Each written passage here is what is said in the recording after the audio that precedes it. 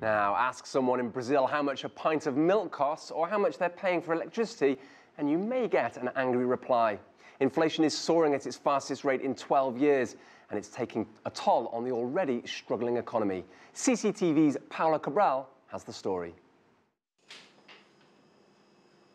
The impact of Brazil's high inflation is felt by families like the Dos Santos nearly as soon as they wake each day.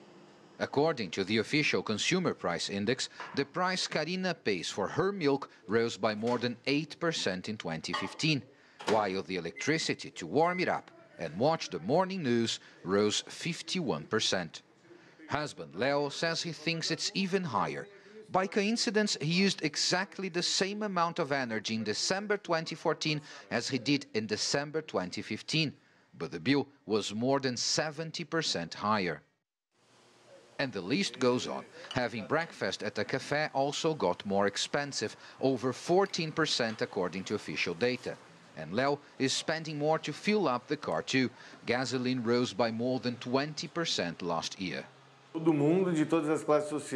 Inflation is hitting everybody from all social classes. People are dropping holiday plans, using their cars less, looking for cheaper schools for their children. We haven't had to cut back on buying food just yet, but I certainly noticed everything is getting more expensive at the grocery store. All in all, the main consumer price index in Brazil rose more than 10.5% in 2015, much more than the government's inflation target of 6.5%.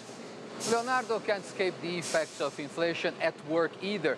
He runs the family company, a metal coating plant with his brother Jean, and in 2015, inflation made it a lot more expensive for them to run their business. Brazil's producer price index topped 9% from January to November 2015.